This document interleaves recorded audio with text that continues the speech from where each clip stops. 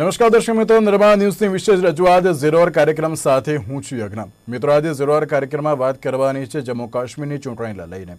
અત્યારની પરિસ્થિતિ ક્યાંક એવી જોવા મળતી હોય છે કે કલમ 370 હટાવ્યા બાદ જે પ્રમાણે સૌથી પહેલી ડીડીસીની જે ચૂંટણી યોજવામાં આવી હતી અને તેને લઈને જે રીતે સવાલ તો ઘણા બધા હતા, પરંતુ તેની સાથે જવાબ માત્ર ને માત્ર એક જ અત્યારે હાલ તો સામે આવ્યો છે કે અત્યારે હાલની પરિસ્થિતિ ક્યાંક એવી છે કે જે જમ્મુ કાશ્મીરની જે 280 સીટ માટે જે અત્યારે મતગણતરી હાથ ધરવામાં આવી હતી ને તેમાં ગુપકાર એલાયન્સ સૌથી આગળ છે. અને બીજી બાજુ ભારતીય જનતા પાર્ટી ઇતિહાસમાં પ્રથમ વખત ત્યાં ખાતું ખોલ્યું છે અને તેની સાથે કોંગ્રેસને પણ ત્યાં જે 55 કરતાં વધુ અત્યારે હાલ તો જે સીટ સામે આવી છે. તો બીજી બાજુ જ્યારે ગુપકાર એલાયન્સની વાત કરીએ તો જે પ્રમાણે મતગણતરી હાથ ધરવામાં આવી હતી અને તેમાં પણ અત્યારે ગુપકાર એલાયન્સ આગળ છે. અને બીજી બાજુ જ્યારે ગુપકાર એલાયન્સ દ્વારા પણ જે મહત્વનું નિવેદન આપવામાં આવ્યું હતું અને તેમના દ્વારા પણ એમ કહેવામાં આવ્યું હતું કે આ અનુચ્છેદ 370નો જનમત સંગ્રહ છે.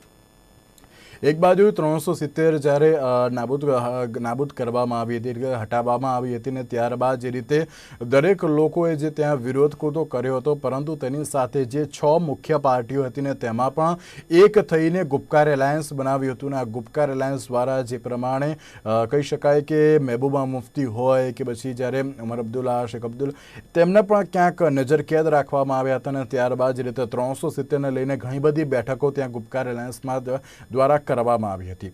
બીજી બાજુ જે આ ચૂંટણી આવીને ચૂંટણીમાં પણ ક્યાંક ગુપકાર એલાયન્સ અત્યારે હાલ પણ આગળ છે.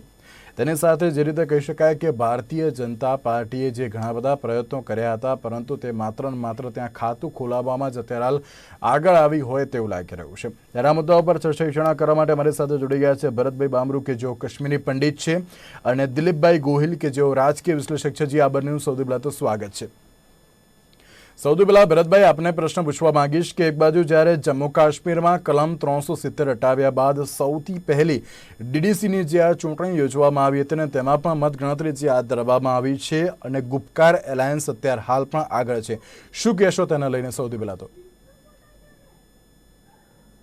ये आपको समझना पड़ेगा, डीडीसी इलेक्शंस पहली बार जम्मू कश्मीर में हुए हैं और गुपकार अलायंस अगर आगे है, बट आपको ये भी समझना पड़ेगा कि जहां तक भारतीय जनता पार्टी का सवाल था, अगर वो भी कश्मीर से मैंने सुबह से ही सोशल मीडिया पे, अगर आप मेरे देखेंगे, अगर एक सीट भी बीजेपी जीतती है, खैर अभी तो सिनेरियो चेंज हुआ है, अगर एक सीट भी जीतती तो मेरा ये मानना था कि एक सेक्ट है, एक समुदाय है, एक वहां की जो जनता है, उन्होंने बीजेपी को अपनाया है. यह आज की बात नहीं है कि बीजेपी को पहले भी वहां के लोगों ने अपनाया था, लेकिन दिक्कत कहाँ आती थी? ये जो एक 370 था, एक फनल जैसी थी, एक पाइपलाइन जैसी थी, जिसका फायदा कुछ परिवार लेते थे और आम जनता तक कुछ इसका फायदा नहीं मिलता था. एक बार ये खत्म हो गया, 370 हटा दिया, और अच्छी बात ये रही कि पार्लियामेंट से ये हटा.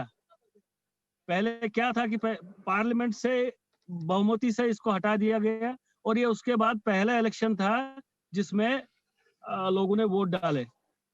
अब गुपकार की बात अगर हम करेंगे तो गुपकार आपको समझना पड़ेगा, गुपकार अलायंस 2018, ज्यादा पीछे हम नहीं जाएंगे, 2018 में जब सरपंच के इलेक्शंस थे, इन्होंने बाइकाट किया था और इनको लगा था, माहौल बन रहा है कि भाई मतलब 370 का, इन्होंने बाइकाट किया था. अब ऐसा क्या हुआ कि भाई ये वापस डीडीसी इलेक्शंस में पार्टिसिपेट करने लगे, और वो भी अकेले नहीं. आपको ये समझना पड़ेगा, ये सब 7 पार्टियां एक साथ आई है, जिन्होंने आज 70 साल तक, जो 7 पार्टियां है उसमें कम्युनिस्ट पार्टी भी है, कांग्रेस तो पर्दे के पीछे है, बाकी जो 7 पार्टीज है, इन्होंने एक ग्रुप बना के इलेक्शन लड़ा है. ये अगर आप उस एंगल से आप देखेंगे कि ये सिंगल लार्जेस्ट पार्टी है, लेकिन वोट शेयर आप देखिए, भारतीय जनता पार्टी का पहली बार जम्मू कश्मीर में 23-24% तक या उससे ज्यादा भी अभी शाम तक आंकड़े जो आएंगे, बड़ा है. और ये वेलकम स्टेप है, ये मोदी जी की जीत है, इसमें बीजेपी की जीत है. ये इतिहास में पहली बार हुआ है कि बीजेपी ने ग्राउंड लेवल वहां पे सीटें जीती है. 2 से ही 302 तक भाजपा पहुंची थी, और ये ग्राउंड लेवल पे जो वोटिंग हुई है, ये एक वेलकम स्टेप है. એક બાજુ જ્યારે વેલકમ સીટ તો છે, પરંતુ તેની સાથે જ્યારે આ 280 સીટ ઉપર જે મતદાન યોજવામાં આવ્યું હતું ને તેમાં પણ જે અત્યારે ભારતીય જનતા પાર્ટીએ જે ખાતું ખોલ્યું છે, પરંતુ જમ્મુ કાશ્મીરની જ્યારે 8 તબક્કાની જે ચૂંટણી યોજવામાં આવી હતી ને તેમાં પણ જે 51% મતદાન યોજવામાં આવ્યું હતું દિલીપભાઈ, કે જ્યારે 51% જેટલું મતદાન હતું, બીજી બાજુ જ્યારે ભારતીય જનતા પાર્ટી દ્વારા જે 370ની જે કલમ હટાવવામાં આવી હતી, ત્યારબાદ એવું પણ હતું કે ક્યાંક જે ઘણો સારો પ્રતિસાદ પણ મળશે, અને બીજી બાજુ જ્યારે ગુપકાર એલાયન્સ અત્યારે હાલ તો ક્યાંક આગળ જોવા મળી રહ્યું છે જમ્મુ કાશ્મીરમાં, શું કહેશો તેને લઈને?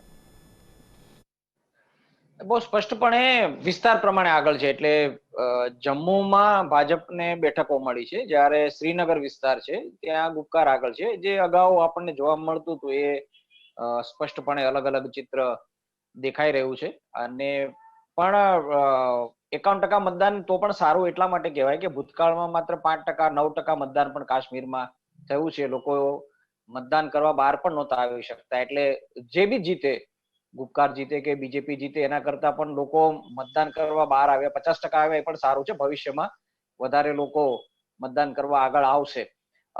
બીજું ઈવીએમ નથી આમાં, પેલા આપણી જૂની પદ્ધતિએ બેલેટ પેપરથી થયા છે. એટલે મને લાગે છે કાલે આખો દિવસ જશે ચિત્ર, અથવા આજે મોડી રાત સુધીમાં ચિત્ર સ્પષ્ટ થશે. કદાચ મતદાન ઓછું છે એટલે ગણતરી થઈ જશે. શરૂઆતમાં બધી પક્ષો એક સાથે મળીને લડવાના હતા, પણ જેમ જેમ ટિકિટોની વહેંચણી શરૂ થઈ અને તબક્કાવાર 7 તબક્કામાં ચૂંટણી થઈ હતી, તો એમાં પણ આજે ગુપકાર જૂથ બન્યું હતું, એમાં પણ થોડા મતભેદો બહાર આવ્યા હતા. કોને ટિકિટ આપવી એ સ્વાભાવિક છે, બે પક્ષોનું જોડાણ હોય તો મુશ્કેલી થાય. એની સામે 7 અને કેટલાક ગણતરી પ્રમાણે 9 અને 10 પક્ષો સુધી આ લોકો એમાં જોડાયા હતા. એટલે પાછળથી એવું થયેલું કે કોણ કયા પક્ષનો છે અને કોની ટિકિટની ફાળવણી થઈ છે, એના બદલે ઇન્ડિવિડ્યુઅલ ઉમેદવારોના નામે ચૂંટણી લડવામાં આવી હતી, એ લોકો ઉભા રહ્યા હતા. એ રીતે થયું હતું જેથી વિવાદ ટાળી શકાય. અને પ્રચાર નહોતો કર્યો એટલે આ વખતે ફરક એ પડ્યો કે જે મહત્વના નેતા છે, ઓમર અબ્દુલ્લા કે મુફ્તી કે એમના પિતા, એ લોકોએ કોઈ પ્રચારમાં નીકળ્યા નહોતા. બે કારણસર એમને માટે મુશ્કેલ પણ હતું, ને બીજું એને એવું લાગ્યું કે મતદાન કરવા પ્રચાર કરવા જઈએ ને કોઈ મુદ્દે નિવેદન આવે અને એનો ગેરફાયદો થાય, એના કરતા પ્રચાર કરવું. એટલે આજે એ લોકો એવી રીતે દાવો કરી રહ્યા છે કે અમે કંઈ પણ પ્રચાર ન કર્યો અને ભાજપે સમગ્ર મશીનરી કામે લગાડી, છતાં અમને ટેકો મળ્યો છે. અને એને કારણે આ 370 નો એને સામે લોકોએ મતદાન કર્યું છે એવું એને તારણ કાઢ્યું છે. પણ એ રીતે ન સમજવું જોઈએ. શ્રીનગરમાં વસ્તી એ રીતે છે કે ત્યાં હંમેશા આ પક્ષો જીતવાના છે. બીજેપી માટે ત્યાં જીતવું મુશ્કેલ છે. બીજેપીએ ત્યાં સ્થાનિક નેતાગીરી ઉભી કરવાની કોશિશ કરી છે, જેનો કદાચ ભવિષ્યમાં ફાયદો મળશે. આજે સ્થાપિત હિતો છે, અબ્દુલ્લા ફેમિલી છે કે મુફ્તી ફેમિલી છે કે બાકીના લોકો છે, એની જગ્યાએ નવા લોકો રાજકારણમાં આગળ આવે, પણ એને માટે થોડો સમય જોઈશે. લોકોના મનમાં જે ભય છે એ ભય દૂર થાય અને લોકો ચૂંટણી લડતા થાય, એ પછી મને લાગે છે શ્રીનગરમાં પણ ભાજપને ભવિષ્યમાં સફળતા મળી શકે છે. અત્યારે થોડી મુશ્કેલી છે. અત્યારે તો જમ્મુમાં જ મળ્યું છે, જે અગાઉ પણ મળતું આવ્યું છે. પણ ચૂંટણી થઈ, હિંસા વિના થઈ, 51% લોકોએ મતદાન કર્યું, એ સારી બાબત છે. અને આગળ જતા શ્રીનગરમાંથી પણ ભાજપને નવા નેતા મળે, નવી નેતાગીરી મળે, સાથી પક્ષો મળે, તો ભવિષ્યમાં એ પણ થઈ શકે. બીજું એક જે બાબત એ છે કે ભવિષ્યમાં જયારે વિધાનસભાની ચૂંટણી થશે, જો વિધાનસભાની રચના થશે, તો અત્યારે તો કેન્દ્ર શાસિત પ્રદેશ છે, તો જે સીમાંકન કરવાનું છે, એટલે કે નવું સીમાંકન કરવાનું છે, નવી રચનાઓ કરવાની છે બેઠકોની, એમાં ગણતરી એવી છે કે એવી રીતે કરવામાં આવે કે આજે કાશ્મીર ખીણ છે એમાં વધારે બેઠકો જાય છે, અને અમે એને કારણે સત્તાનું સંતુલન રહેતું નથી. એના બદલે જમ્મુની પણ બેઠકો વધે એ પ્રકારની પણ એક કોશિશ ચાલી રહી છે. એટલે ભવિષ્યમાં એ સંતુલન થાય તો પરિસ્થિતિ બદલાશે. પણ સંપૂર્ણ પરિણામોની રાહ જોઈએ અને ભવિષ્યમાં કેવી રીતે રાજકારણ આકાર લે છે કાશ્મીરમાં, એની પણ રાહ જોઈએ.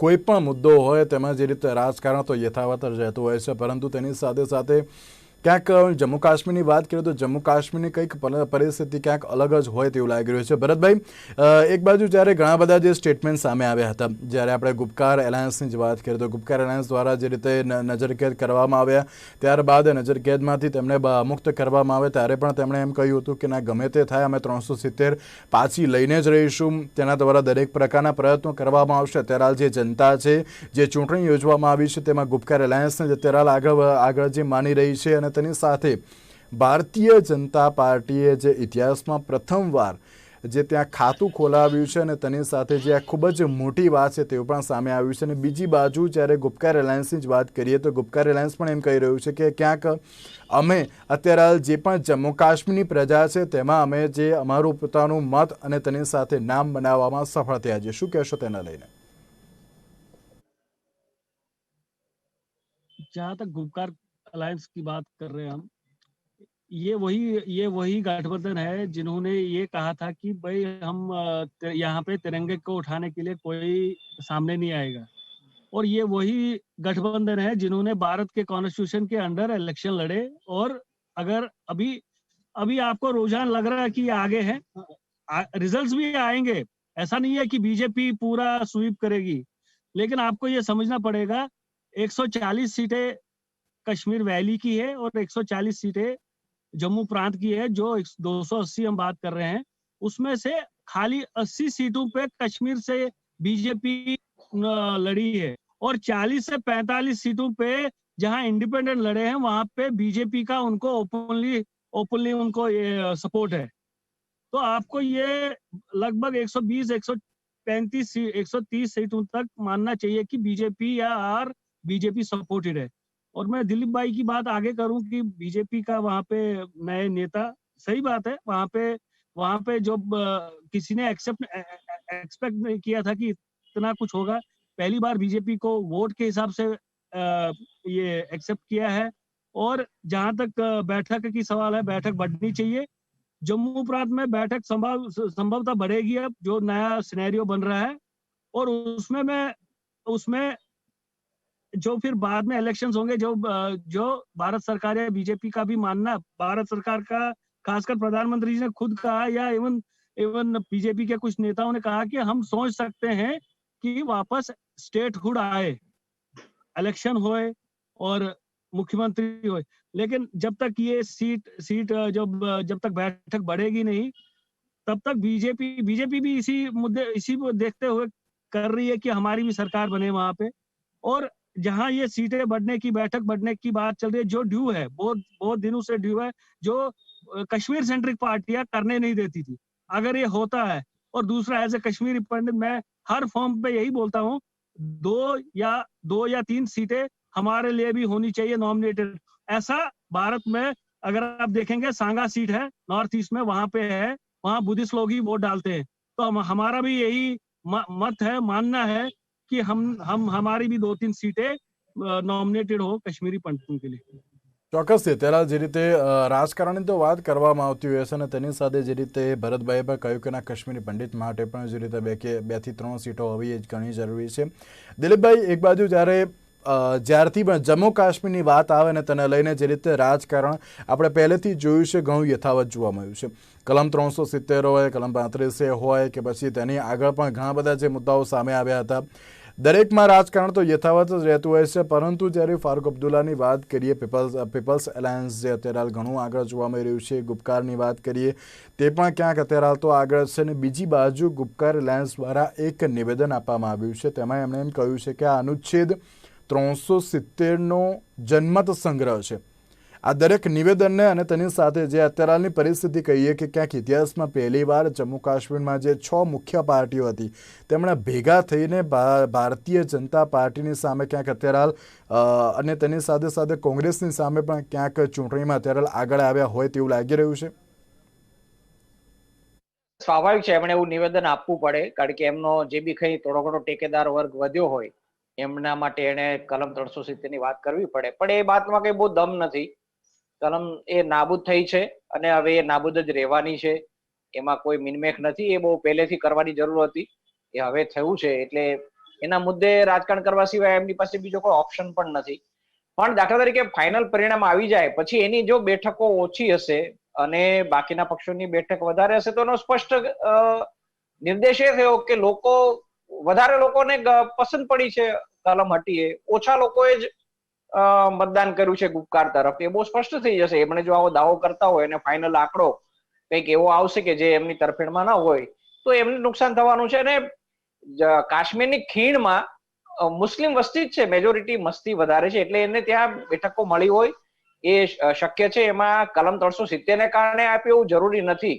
પરંતુ ત્યાં ઉમેદવારો બીજું કે એની સામે કોઈ નવો પક્ષ આ લોકો આટલા વર્ષો સુધી ઉભો નથી થવા દેતો, અને જ્યાં સુધી નવી નેતાગીરી ઉભી ન થાય કાશ્મીરની ખીણમાં અને આ જે સ્થાપિત હિતો છે એ લોકોની સામે ન આવે ત્યાં સુધી પરિસ્થિતિ નહીં બદલાય. અને બીજું 50% મતદાન થયું આપણે યાદ રાખવાનું છે. બધી પ્રજાએ મતદાન નથી કર્યું, બહુ ઓછું મતદાન. આમ પ્રમાણમાં કાશ્મીરની રીતે સારું કહેવાય, પણ આપણી જે દ્રષ્ટિ છે એ પ્રમાણે 50% મતદાન ઓછું છે. આ બધી બાબતો એવી છે કે એ લોકોને નિવેદન કરવા માટે કરે, પણ એ 370 માટેનું આમાં કોઈ જન્મત નથી. ત્યાંની પ્રજામાં પણ બહુ મોટો એક વર્ગ એવો છે જે આ માથાકૂટ નથી ઈચ્છતો. એ લોકો ઈચ્છે છે કે આપણે મુખ્ય ધારામાં સામેલ થઈ જઈએ, આ ત્રાસવાદ અને આ પાકિસ્તાનમાંથી જે ઉશ્કેરણી થાય છે એ બંધ થાય, અને પોતે કામ, કારણ કે સીધી કામ ધંધા ઉપર અસર થાય છે. અને કાશ્મીર ખીણમાં ત્રાસવાદને કારણે જે કઈ નુકસાન થાય તો એનું તો ભોગવવાનું મુસ્લિમ પ્રજાએ ભોગવવાનું છે. ત્યાં વસ્તી જે એમની છે, એમના યુવાનોને અસર થઈ રહી છે, એમના ત્યાં જે કઈ ભવિષ્યમાં સારા ભવિષ્ય તરફ આગળ વધવાનું હોય એમાં નુકસાન થઈ રહ્યું છે. આ વાત ત્યાંની પ્રજાએ સમજવાની છે. બીજું, જો આ જિલ્લા પંચાયતોની જે કાઉન્સિલ કહો કે જિલ્લા પંચાયત કોઈ એની ચૂંટણી છે, એમાં તમારે મૂળભૂત રીતે પ્રજાના કાર્યો કરવાનું છે. આમાં તમારે બીજું કોઈ કાર્ય તમારે કાયદા ઘડવાનું કે નથી કરવાનું, તમારે પ્રજાના મૂળભૂત સુવિધાના કામો કરવાના છે. એ જો કામો સારા થશે તો પ્રજાને એ પણ લાગે છે કલમ 370 હોય કે ન હોય શું ફરક પડે છે. આપણો મતલબ એ છે કે લોકોનું જીવન સારું થયું કે નહીં, કામ ધંધા ચાલતા થયા કે નહીં, શાંતિ થઈ કે નહીં, એ અગત્યનું છે. કલમ 370 નો કોઈ મતલબ નથી. એટલે એ વાત મને લાગે છે પ્રજાને સમજાશે, અને એ પછીના કોઈ દાવા નહીં રહે. પણ ચેલેન્જ એ જ પણ ચેલેન્જ છે કે જયારે નવી ભાજપે જે આશા ઉભી કરી છે, અપેક્ષા ઉભી કરી છે, એ પૂર્ણ કરવી પડશે. કારણ કે વિકાસ, અમે જો કલમ 370 હટશે તો વિકાસના કાર્યો થઈ શકશે, મુખ્ય ધારામાં તમે જોડાશો, એ વચન આપીને ભાજપે પ્રચાર કર્યો છે. મને લાગે છે એનો અમલ પણ ત્યાં કરવો પડશે. એ થોડો ત્યાં બહારના લોકોને એને ડર એ છે કે અહીં કબજો જમાવશે, પણ બહારના લોકોએ ઇન્ડસ્ટ્રી જો ત્યાં લાવી હોય, વેપાર ત્યાં વધારવી હોય, તો બહારના લોકોને ત્યાં તમારે આવવા પણ દેવા પડે. અને બીજું, એ ભારતનો હિસ્સો છે. જે રીતે બધા લોકો ભારતમાં કોઈ પણ જગ્યાએ ફરી શકે એ રીતે ભારતના લોકોને પણ ત્યાં જવાનો હક છે, ત્યાં જઈને વેપાર ઉદ્યોગ કરવાનો હક છે. અને વેપાર ઉદ્યોગ વધશે, ટુરિઝમ વધશે તો સ્થાનિક લોકોને જ ફાયદો થવાનો છે. આ બધી બાબતો એવી છે જે ધીરે ધીરે લોકોને સમજાશે. એટલે એ દિશામાં મને લાગે છે કાંઈક પાયો છે. કેટલી જિલ્લા પંચાયત કોના હાથમાં આવે છે એકાદ બે દિવસમાં સ્પષ્ટ થઈ જશે. એ પછી મૂળભૂત જે સુવિધાના કામો છે લોકોની, એ થાય તો એની પછીની જે ચૂંટણી હશે વધારે સારી હશે, ને એ વખતે વધારે મને લાગે છે આપણે કહી શકીશું કે લોકોનો કઈ તરફ છે. બાકી 370 ના નામે મને નથી લાગતું હવે આ લોકોનું રાજકારણ લાંબુ ચાલે. આમાં એક એ પણ પ્રશ્ન ઉભો થતો હોય છે કે જ્યારે ભારતીય જનતા પાર્ટીની વાત કરીએ, ભારતીય જનતા પાર્ટીની જે સૌથી પહેલીવારની જે આ ચૂંટણી હતી એની ઇતિહાસમાં પ્રથમ વખત ખૂબ જ જે સારી એવું અત્યારે ક્યાંક મતગણતરી જે યોજવામાં આવી હતી, અને તેમાં ભારતીય જનતા પાર્ટી પણ ઘણી આગળ જોવા મળી રહી છે. તેની ઉપરથી એમ કહી શકાય કે ક્યાંક જે કલમ 370 જે હટાવ્યા બાદ અત્યારે ક્યાંક ત્યાંની પણ જે જનતા છે અત્યારે તે પણ ભારતીય જનતા પાર્ટીને એક્સેપ્ટ કરી રહી છે. કારણ કે જ્યારે વાત કરીએ આપણે, જો ઉમર અબ્દુલ્લા હોય કે એટલે કે પીપલ્સ એલાયન્સ હોય કે પછી મહેબૂબા મુફ્તી હોય, તેમના દ્વારા જે યોગ્ય કાર્ય ન કરવામાં આવે ને ત્યારબાદ જે રીતે દરેક લોકોએ જે અલગ પક્ષને ક્યાંક જે ચૂંટણીમાં અત્યારે આગળ લાવવા માટે ને દરેક લોકો ક્યાંક તેમનું જે પણ અપેક્ષાઓ હતી, આકાંક્ષાઓ હતી અને તેની સાથે ઈચ્છાઓ હતી તે પૂરી થશે, તેને લઈને અત્યારે ભારતીય જનતા પાર્ટીને મત આપ્યા હોય તેવું લાગી રહ્યું છે. આમાં ये मत जो इस बार हुआ है ये डेवलपमेंट के लिए, डेवलपमेंट पे हुआ है. इसमें पुरानी बातें जो थी 370 थी, 35 थी, उससे उसको दरकिनार करके लोगों ने वोट दिया है. और अननोन फेसेस आए हैं, जैसे इंडिपेंडेंट की मैं बात कर रहा हूँ, इंडिपेंडेंट फेसेस आए हैं. और आज पहली सीट जो जीती श्रीनगर के आउटस्कर्ट्स में जीती है, श्रीनगर से 10-15 किलोमीटर दूर. एक कश्मीर तो मुस्लिम बहुल है ही, लेकिन वहां से सीट निकालना, वो भी साउथ कश्मीर, पुलवामा और साउथ कश्मीर, अनंतनाग है, जो मिलिटेंसी का गढ़ रहा, आतंकवाद का गढ़ रहा है, वहां से बीजेपी का जीतना एक माइलस्टोन जैसा है. और बात ये नहीं है कि कल कितनी सीटें से कितनी कहाँ ये लोग सरकार बनाएंगे, लेकिन बड़ी बात ये है कि masses have accepted that. हाँ, जब ये कहते थे कमल का फूल, पहले तो कोई एक्सेप्ट नहीं करता था, आज से 10 साल पहले, 15 साल पहले, लेकिन अभी लोगों को भी लगा कि डेवलपमेंट हो रहा है. आज का जो माहौल है, आज का सिनेरियो जो है, 4G चाहिए, वहाँ 2G है, तो जो यूथ है उसको 4G चाहिए। आज भी आप देखेंगे उनको उनको 370 से कुछ नहीं है, उनको डेवलपमेंट से है, उनको रोड्स चाहिए, उनको शांति चाहिए, उनको इंटरनेट चाहिए। ये मूल सुविधाएं जो जैसे मिलेगी उनको, तो दे आर हैप्पी। उसमें फिर इंटरवेन पाकिस्तान भी नहीं कर सकता है, चाइना भी नहीं कर सकता है। जो ये दिल्ली में जैसे फारूक अब्दुल्ला ने पीछे अभी कुछ महीने पहले बोला था कि भाई अब कांग्रेस से ये हम चाइना से बात करेंगे, ये बातें कहने की है, बट जो वहाँ की ग्राउंड स्थिति है वो बदल चुकी है, और कश्मीर में बिल्कुल बदल चुकी है। हाँ, जम्मू में जैसे हिंदू बहुल है, वहां पे असेंबली इलेक्शंस में जैसे पहली बार बीजेपी को 25 सीटें उस समय आई थी, लेकिन थोड़ा सा जनाधार खिसक गया है। ये जम्मू प्रांत में बीजेपी के लिए भी टाइम फॉर इंट्रोस्पेक्शन है कि जनाधार थोड़ा सा गिर गया है। ભારતીય જનતા પાર્ટીની વાત કરી, ભારતીય જનતા પાર્ટી જે રીતે હરમેશ કહેતી હોય છે કે એના વિકાસને લઈને અમે આગળ વધી રહ્યા છીએ, પરંતુ તેની સાથે દિલીપભાઈ, જે રીતે તમે કહ્યું કે અત્યારે ક્યાંક અપેક્ષાઓ પૂર્ણ થાય ને તેને લઈને ક્યાંક ભારતીય જનતા પાર્ટીને મત આપ્યા હોય તેવું પણ સામે આવી રહ્યું છે, કારણ કે 50% મતદાન અને હજુ પણ જે રીતે 50% મતદાન થયું ન હતું, અને આ 50% મતદાનમાં જે રીતે ગુપકાર એલાયન્સ તો કરી, પરંતુ તેની સાથે ભારતીય જનતા પાર્ટીને પણ જનમત જે યોગ્ય મળ્યો છે, શું કહેશો તેને લઈને? ના, હજી પૂરતો સમય નથી મળ્યો, કારણ કે રાષ્ટ્રપતિ શાસન લાગુ પડ્યું અને આ વિભાજન થયું એ પછી એક પ્રક્રિયા ચાલુ રહી છે ત્યાં સ્થિતિને સ્થાળે પાડવા માટેની. એટલે પ્રક્રિયા જે કંઈ થશે લોક સુવિધાની એ હવે થવાની છે, એટલે આ કસોટી થવાની. કારણ કે અત્યાર સુધી તો કેન્દ્રનું શાસન હતું અને અધિકારી તંત્ર દ્વારા શાસન ચાલતું હતું. હવે પ્રજાના ચૂંટાયેલા પ્રતિનિધિઓ છે, કમસે કમ જિલ્લાના વહીવટમાં બેસશે, એટલે હવે જે કંઈ કાર્ય કરવાના છે હવે થવાના છે. એટલે હવે જે અપેક્ષા ઉભી થઈ તે પૂર્ણ થઈ કે નહીં કરી, પણ ભરતભાઈ જે વાત કરતા હતા હમણાં, એ અગત્યનું છે. ઇન્ડિપેન્ડન્ટની સંખ્યા બહુ મોટી છે અત્યારે, 80+ સંખ્યા ઇન્ડિપેન્ડન્ટની છે, એ બહુ અગત્યના છે. એ બની શકે બીજેપીને પણ સમર્થન આપી શકે, કારણ કે જયારે સરપંચોની ચૂંટણી હતી ત્યારે આ બધા પક્ષોએ બહિષ્કાર કર્યો હતો, એને કારણે ઘણા બધા એવા સરપંચો પણ જીત્યા હતા જે ભાજપ સાથે જોડાવા માટે, ભાજપ સાથે કામ કરવા માટે તૈયાર હોય.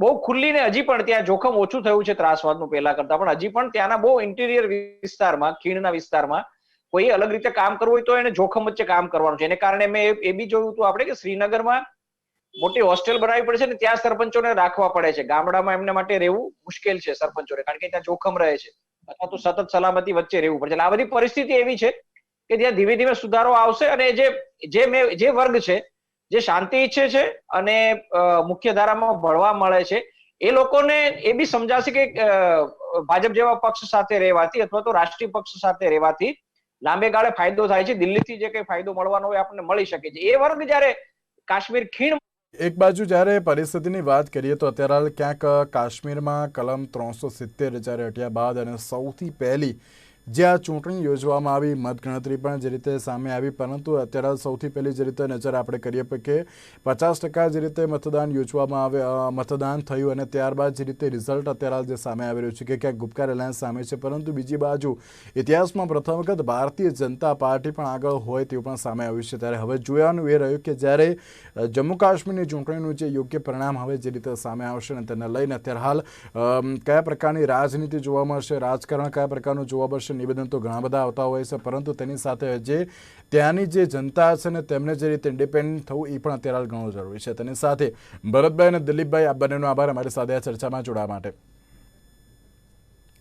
તો આજના જરૂરમાં બસ રજા આપશો. નમસ્કાર.